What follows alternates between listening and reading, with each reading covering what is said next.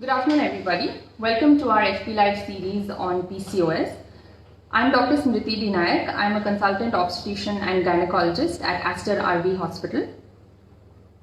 Yeah, hi. I'm Dr. Sunil Ishwar. I'm consultant gynecologist and infertility specialist at Aster RV Hospital, JP Nagar, Bangalore. So today we'll be talking about PCOS and its impact on infertility as well as the long-term complications of PCOS in the long run. So in our previous talk, we have already covered the topics which are on the diagnosis and the treatment of PCOS.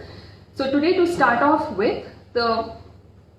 Sunil, since PCOS is on the rise and we are seeing many patients who come to us with PCOS, what is the most common cause of infertility and why is it so difficult for these patients to conceive? Well, as you said that the incidence of or the number of women who coming to us with polycystic ovaries or polycystic ovarian disease is increasing. Last week we did the talk on polycystic ovarian syndrome and disease, how to differentiate between this polycystic ovarian disease and syndrome. So, if you look at the reasons why the polycystic ovarian patients have difficulty to conceive, is that as the pathophysiology, we explain the reason of polycystic ovary, that the number of eggs are plenty in the ovary, and the eggs are not maturing on time. So there are lots of eggs which are coming up, but then they are not maturing. So they are just accumulating in the ovary for a long time. So the ovary size increases. So what happens is, as the ovaries are not maturing in this, so no ovulation is happening. If ovulation doesn't happen, pregnancy doesn't happen. That's one of the reasons. Next is, along with this polycystic ovaries, there is other hormonal imbalances which happen, like raised LH levels. There are also some metabolic syndrome kind of situation, like they will also increase risk of having diabetes and obesity. So all this put together, they have a difficulty in conceiving. Many a times we say that the patient comes to us telling that I am suffering with polycystic disease, and I am infertile, I am not able to conceive. So what I want to clarify here is, polycystic ovarian syndrome or a disease or a condition is not an infertility. Actually, we don't use this word infertility much. Most of it is considered as subfertility. That means everyone can conceive, most of the women can conceive. So we can't call them as infertility. So it's a reason that it's taking some time for you to conceive, but it's not that you can't conceive. You will conceive. You should conceive with whatever treatment options we have, which is available to us. So what are the treatment options when you ask about? There could be medical, surgical treatment. So what are the general treatment options which are available to make them conceive? Okay. So most of the PCO patients who come to us are not aware of the fact that it is actually a metabolic problem more than just an infertility problem. There's a huge amount of imbalance in the hormones which happen, which forms the basis of this pathology. So in the treatment options, the first and foremost, we look towards non-pharmacological treatment, where we ask the patient to try to lose weight. So even if they lose 5 to 10% of their body weight, they start ovulating naturally. As you already understood, PCO is a condition where ovulation does not happen. It's anovulatory cycles, and that's why it gets irregular. So these non-pharmacological treatment methods of losing weight are highly effective, and that's something that patients need to understand. Other than that, if you want to go towards the treatment part of it, we do something called ovulation induction, where patients are given these medications for the eggs to come up and the eggs to grow, and they undergo the follicle monitoring through serial scans, and the fertility specialist looks at the eggs or the follicles developing, and once it reaches a mature size, they give a trigger injection for the eggs to get released. So this way we can do 3 to 4 cycles with just medication in the form of oral tablets. With oral tablets, sometimes patients do not have the follicle recruitment, or at least it's not very satisfactory as much as we need. So then we introduce injections. That forms a second line of treatment. So after 3 to 4 cycles of no response or no good response with just the tablets, we can go on to injections. With injections, sometimes surgeries can also be involved, which will be elaborated by Sir at a later point. And the third line of treatment would be IVF. So these are the 3 modalities in which a PCOS patient can be helped to conceive. See, as Smriti has rightly said, ovulation induction. That means we start with the medications to bring about the egg development. As the main problem with the polycystic is the egg is not developing. So initially we start with a lower dose, then slowly we increase the dosage of it, because we cannot start as I said, like one treatment doesn't fit all, so we'll have to tailor it according to your need. Injections come a little bit later, and sometimes these patients are also suffering with obesity. Yes. So they will also have a difficulty in having coital activity, difficult to have intercourse properly.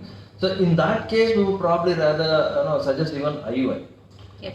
It makes things easier, because if you're too obese and it's difficult to have a proper intercourse, then it becomes difficult for sperms to reach the place where they have to reach. So IUI also plays a role in that situation.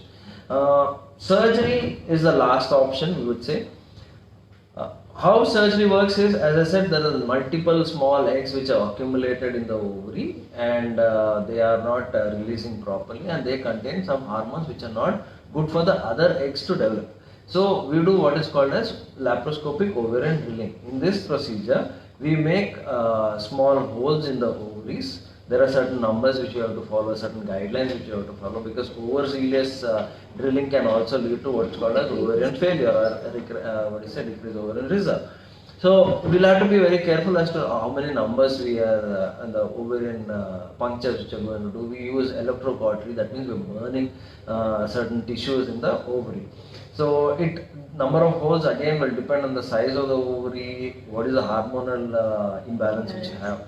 The indication for going for laparoscopic ovarian drilling is where the patient has, the couple have failed to conceive in spite of treatment for 6 cycles with a documented evidence of ovulation, or where they have failed 3 cycles of ovulation induction where she has not responded to the medications. One. Or sometimes we also take one more criteria where we look at what is called as LH, or luteinizing hormone. If it is really high, many a times we see that even if the egg develops, the endometrium doesn't develop, and there is lots of disparity between the egg development and the endometrial development. In that case also, ovarian drilling can be considered. But whatever said and done, it's an individual decision along with your doctor, which we have to decide as to which treatment option really fits you. It's not that everyone will benefit out of drilling. Surgical drilling or the laparoscopic drilling, how I would put it, almost 50% of women would benefit straight away with laparoscopic ovarian drilling. They will have normal ovulation, egg release.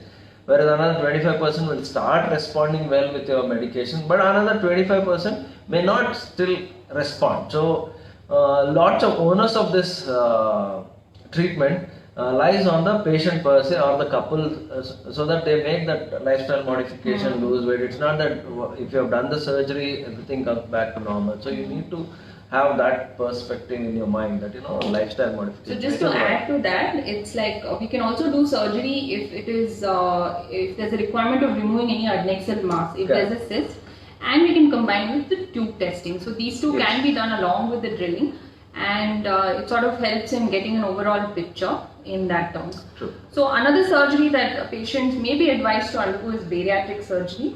So what do you have to say about bariatric surgery? Yes, as I said, if it's very difficult to lose weight, and if the patient is associated with metabolic syndrome, like she has hypertension or diabetes has already come in very young age, then it could probably be a good idea. If you're morbidly obese, your diabetes, your hypertension, not responding to tablets, yes, I think bariatric is a nice idea. Considering that if you conceive, even with this kind of a situation where you're overweight or you have a diabetes and hypertension, pregnancy management itself becomes very complicated, considering diabetes, hypertension has a bad outcome both on the pregnancy and the mother. Yeah. So then, after the bariatric surgery, how long should a patient wait till they try to conceive? We would say at least 3 to 6 months. 6 months. Should be good enough. Because that is the period when they'll be because first drastic 3 months, 6 months, there will be lots of weight loss, electrolyte imbalance, lots of physiological alterations which happen. So I think they can wait for 3 to 6 months. Yeah. Okay. So what about IVF? Now again, patients walk into us saying they've had multiple IUIs. We've had patients with even 10-15 cycles of IUI which has failed, and then they come to the last resort of IVF. So when should a patient go for IVF? How soon should they go for IVF? See, if you look at the treatment of infertility or fertility issue with PCO, we follow is we try 6 months of ovulation, induction, and intercourse, monitoring, advising, weight loss, all those things. If that doesn't work, the next level is what is called as IUI. IUI by recommendation, as we say, it's around 4 to 6 cycles, not more than 6 cycles. Considering your success rate or your the chance of conceiving more than 6 cycles is very meager or less. So then the next option comes as IVF. So if your cycle, you have already failed so many cycles of IUI or you've taken a long time treatment, then probably yes. And another thing is, in an elderly patient, that is anyone who is more than 35 years of age, we would rather cut the number of cycles because you already tried so many years before and when you come, or you have not tried, but then we as we can understand, though the number of eggs which appear in the egg ovary is more, but the quality of the eggs will over a period of time keep reducing. So after 35 years, 3 cycles or 4 cycles of IUI, if you have finished, then I think yes. And if there is any other reason along with the polycystic, that means if your tubes have an issue or your husband's semen is a problem, if any of these are there, then again yes, then it becomes an individual decision which is the better treatment, whether IUI or IVF. We can actually sit along and decide. So only thing which I would rather say is, if anyone who has had almost 12 cycles or 10 to 12 cycles of normal treatment, normal means ovulation, induction, IUI, then I think yes, it's a good idea that you try IVF. Another thing which we keep seeing is, our patients come like, I've got a treatment done with the other doctor, I've had almost 8 cycles or 10 cycles done, and now I want to try something. So again and again doing the same thing, whether the other, because most of the protocols are almost same. So I think if you're already done with almost 10 to 12 cycles of treatment, it is better to go for an IVF treatment at that. So now, what are even if you conceive with a polycystic, we do see there are certain amount of complications associated. So that's the reason we keep on telling lifestyle changes. So what are the complications which you do see in the pregnancy with some of these cancers? Right. So because obesity is such a prominent part of PCO, we have to talk about the complications which come with obesity. And in that, abortions as well as congenital anomalies form a major chunk. We see a lot of patients who conceive, they get the pregnancy test positive, but it leads to either failure of heartbeat to appear or there's lack in the growth of the pregnancy.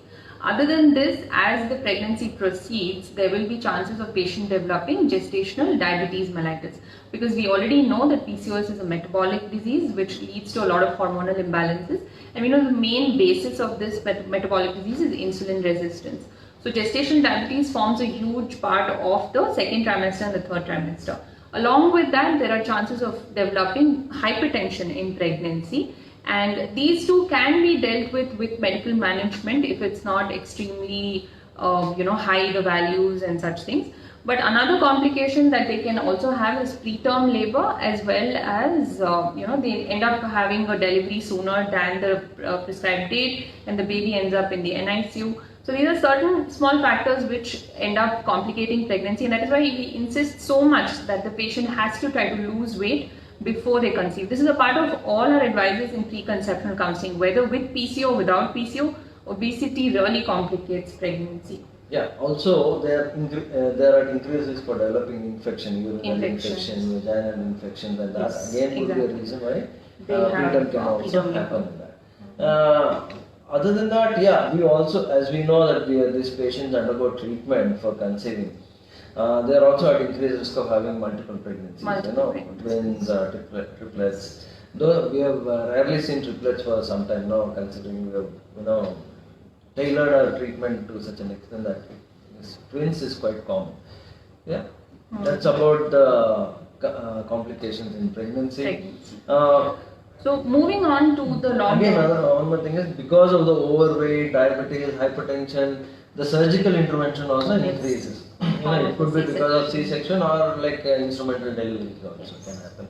And post-delivery, they are also at risk of developing what is called as thromboembolism or clot in the deep veins of the legs, and that can again complicate the situation. So lifestyle modification, weight loss, the crux of everything in this PCO. condition. Yeah. Okay. So moving on to the second part of our discussion, where we're going to talk about long-term complications. So most of the PCO patients, they focus so much on infertility, and they feel that once they've conceived, the long-term complications not many people are aware of. So we want to highlight on what happens later on in life. Yes, okay, you have PCO, you have infertility or subfertility, you come to us, you conceive. But once you cross the 35-40 age, what happens then? So there are a few things that Sir will be highlighting. See, as we already know that they are on the overweight side. Most of the the PCO, again we are categorized into two types. One is the lean PCO and another obese PCO. Most of these complications are related to someone with an obese PCO. Lean PCO is more of a genetic condition which is arise, and then a little bit of hormonal imbalances, and then most of them lean PCOs do not have much of complication as compared to that of obese PCO. Yeah, in obese PCO, again, the family history is also very strong with them, that familial obesity is there. There is mother and father who may be having diabetes, hypertension. So this person or the woman also carries the risk of developing diabetes. And diabetes in very early age. We have seen patients as early as 25, 28 or even 30 years of age developing diabetes, and then treatment again is oral hypoglycemic agents, and then if it is not well controlled, we will have to go on insulin. Diabetes per se, we know that it carries so many complications. It can affect any organ of the body, starting from brain to eyes to heart to everything. So it's just one small measure of how to monitor your diet, and avoiding junk food and exercise plays a major role in preventing a diabetes from happening. Again, the diabetes it's more of adult onset is what we call. So type 2 diabetes is what can happen. And as we know that most of these women are associated with irregular cycles. That means the periods don't happen on time. Usually more than 45 days interval is there. Some people even have 2 months, 3 months. We have even seen patients with 6 months to a year not having the period. It doesn't mean that there is no hormone production in the body. As in polycystic ovaries, there is always estrogen which is being produced or excessively produced in the body. So this estrogen affects the lining of the uterus, which is called endometrium. And over a period of time, the endometrium becomes very thick. So as it becomes thick, it reaches a point where the vascularity cannot maintain that thickness. So then they have that shedding of the endometrium. So most of them confuse this as their normal periods. So that is called as endometrial shedding because of hyperestrogenic state. So that can happen at 45 days or at 2 months, 3 months, anytime. Most of the time, this bleeding stops regularly on its own. It stops. But as it is an anovulatory bleeding, and it's not a programmed bleeding as it happens in the normal ovulatory cycle where the progesterone priming of the endometrium has happened, you tend to bleed a lot. It will be a painless bleed, continuous bleed with lots of clots also in the initial phase, and then you will continue to bleed. We have seen patients bleeding for 1 month, 2 months. Sometimes patients have come with the hemoglobin as low as 4, 5 also, because they continue to bleed thinking someday it will stop. So that is the another complication, that is abnormal uterine bleeding. You tend to bleed a lot. So we would rather not call it as abnormal. It's a dysfunctional uterine bleeding because we know the reason what is there in that. So we can probably take a biopsy or give the tablets and control the bleeding. Anyone who is less than 35 years of age, then it is easier. Probably we can tell what tablets or medicines we can take to stop the bleeding. Most of the time we do not advise dilatation, curettage, or the removal of the lining of the endometrium to stop the bleeding. 95% of these women do respond to the medical management. But anyone who is more than 35 years of age or around 40 years of age who is having this kind of abnormal bleeding, then probably yes, we may have to take the biopsy and see. We have seen quite a number of patients with cystic spaces in the endometrium, and that can lead on to certain complications. So many times we have advised patient to undergo DNC, but then it's more of the time, most likely anyone who is more than 35 years of age. There is a role for DNC. What do you think is the role for DNC in this patient? So if they do come with heavy bleeding and which is not stopping with medical management, then we'll have to do an emergency DNC. At least in that aspect, they stop the bleeding and then hemoglobin is improved with that. But otherwise, just an endometrial biopsy is also enough if it is thickened endometrium with hyperplasia, and then we know that it is just an estrogenized endometrium, and we can treat accordingly. So it requires just an OPD procedure where just using a small pipple, EB, that is the endometrial biopsy, is taken, and with the histopathology report we can infer as to what is the cause for this sort of endometrial hyperplasia. If there is a thickness of endometrium which has increased, is it always that it means it's a cancer or anything like that? In PCO patients especially, we see that they are prone to developing endometrial cancer because of unopposed estrogen in their body. So most of the times we get patients who are quite happy not getting periods, and they are quite content saying, oh, I have not got period for 4-5 months, I'm pretty happy because anyway it comes and I bleed a lot. So I want to tell you people that is a very wrong notion. It is very important to bleed once in at least 2 to 3 months by taking your withdrawal medications, so that your predisposition to developing cancer is reduced. So if you don't get period for more than 3 months, please do visit your doctor and take tablets for withdrawal, because that reduces your risk of endometrial carcinoma. And at the same time, if you do have any genetic predisposition, your mother has PCO or your aunts have PCO, then you should make sure that you get yourself checked regularly if you are prone to developing a thick endometrium. Yeah. As you rightly said, many times we get the diagnosis telling that cystic glandular hyperplasia, which is actually a histopathological diagnosis, not an ultrasound diagnosis.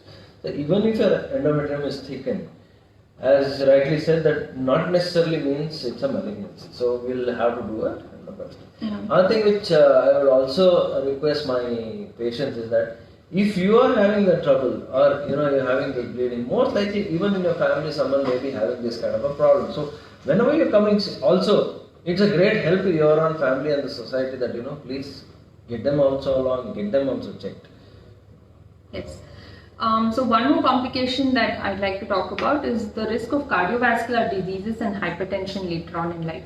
Again, the pathophysiology for this is insulin resistance as well as increased androgens in the body. This leads to thickening of the arteries and also leads to developing early onset hypertension. So make sure, getting your health back on track, getting into exercising, losing all of that weight, because the core, problem here is obesity, which can lead to cardiovascular diseases and also hyperlipidemia. Your lipids also go through the roof. You have increased triglycerides, you have increased LDLs. So keep yourself under check and make sure that your cardiovascular health is also monitored along with the other aspects that we have already highlighted. There are some questions our viewers have asked. Hi ma'am, I have not got period for 6 months. Please advise. So is it okay to wait for 6 months? No. Absolutely not. So when you have not got a period for 6 months, the first thing to do is to approach a gynecologist, and they will probably advise for a scan after doing a general routine check for you. And in the scan, they'll be able to see if your ovaries are polycystic. That is seeing if there's a volume of more than 10 and more than 12 follicles of 2 to 9 mm each. And they'll check the endometrial thickness. With that, they'll be able to tell you if you're going to get. That's true. First thing, if you're married, definitely do a pregnancy test. So, because you never know, sometimes you see thinking that it's irregular cycle, polycystic, I'll have period, they wait 3 months, 4 months, and then we directly see the patient around 3rd or 4th month of pregnancy. So first thing is this, do a pregnancy test, and if it's a late pregnancy, we can definitely see in the scan which can pick up. But yes, I would rather suggest that anyone who has not got period for 45 days to 60 days, get a withdrawal bleeding and please make sure that you are healthy. There's another question which says that, will I put on weight by taking oral contraceptive pills for regularizing periods? So, one of the treatment option to regularize period is to put them on a short course of oral contraceptive pills. The recent oral contraceptive pills which are there are actually quite safe, very less side effects, and very rarely we've seen the weight gain happening. And there are also certain contraceptives which help you lose weight. One of the misconception about the oral contraceptive pills is that we will gain weight. the weight gain in the polycystic is mostly due to the fluid retention which happens in your body than the absolute weight gain. So another thing which we advise our patients regularly when we're putting on oral contraceptive pills is exercise. Do exercise, make sure that you drink good amount of water, exercise. If you're exercising, yes, that weight loss also can be maintained. Yes, oral contraceptive pills again cannot be prescribed to everyone and anyone. We need to look at your family history of diabetes, hypertension, also predisposes you to developing what's called as thromboembolism or thrombophilia kind of a situation. So we do have to examine you before putting you on an oral contraceptive pill. But weight gain is definitely not a major concern with this. Another question is like, is a woman with PCO at higher risk to get coronavirus infection? Corona times. That we should take. So. No, you tell, you have done. So there are no studies to prove that, but considering the whole, the spectrum of metabolic diseases that we've elicited with PCO, definitely with diabetes, with hypertension, and with all these, coexisting diseases, if a person has PCO, she may fall in the high risk category. But there's no studies been done yet. But I would still advise patients with PCO who are on the obese side with diabetes to be more careful and take all the precautions that are usually followed to prevent COVID. Yeah. Every time you put on the TV or you make a call, you will have that coronavirus. Coronavirus. Maintaining social distancing, mask, hand sanitizing, nothing like that. But yes, the polycystic ovaries. More so with the obese polycystic ovarian ones, your immunocompromised situation will be more likely considering you may have diabetes or hypertension. So that puts you in a high risk rather than, if you catch corona infection, yes, you are at a little bit higher risk. It doesn't mean that if you are polycystic, you are at increased risk of catching a corona infection. So corona affects everyone, doesn't see any caste, creed, height, weight. Everything is the same for corona, I think. Yeah? So, to summarize or to sum it all is what would tell is to manage a polycystic condition, it's a lifelong thing for you. All the women, as we know that it can start as early as in a teenage or an adolescent and continue till you reach menopause. So, and over this period of time, there are lots of psychological impact, lots of demands which can come up. Your cycles are irregular, bleeding is more, fertility is an issue. You're not able to take care of family, BP, sugar, all those things. So I would say that a little bit change in the lifestyle, a positive attitude, and a multidisciplinary approach to the condition is very important. Do discuss with your doctors about all the other options other than just focusing on getting your cycles ready or just having a pregnancy done. It's actually lifestyle modification, weight loss, and leading a healthy life is very important. And this just doesn't involve a gynecologist or an obstetrician or an infertility specialist. It involves your nutritionist. Even the psychologists, because we've seen a lot of patients suffer from depression, anxiety, they don't know where to go. And that is the reason we're doing these series of talks in September, because it's PCOS Awareness Month. So we want to encourage as many people to come out and clarify all your doubts, understand what you're going through. We're always here to help out, and please do reach out with your comments and any suggestions in the comment section. So, and it's not a taboo to have a polycystic. We've seen that many of our young girls not able to talk about it. So that's the reason in our department we also have a psychologist, we have physiotherapy, we have a dietitians, and all those things put together. We make sure that your multidisciplinary approach is met, and your all the other needs of psychological support and need to lose weight. See, another thing which we advise is a group therapy for loss of weight. So all those things put together, yes, get out of this chain of being criminalized or taboo, stigmatized things, and open yourself up and talk. And as I said, everything is treatable, and this is not a disease, it's just a condition. Thank you all for joining us. Please do join us next week we'll be talking about menopause. Thank you. Thank you.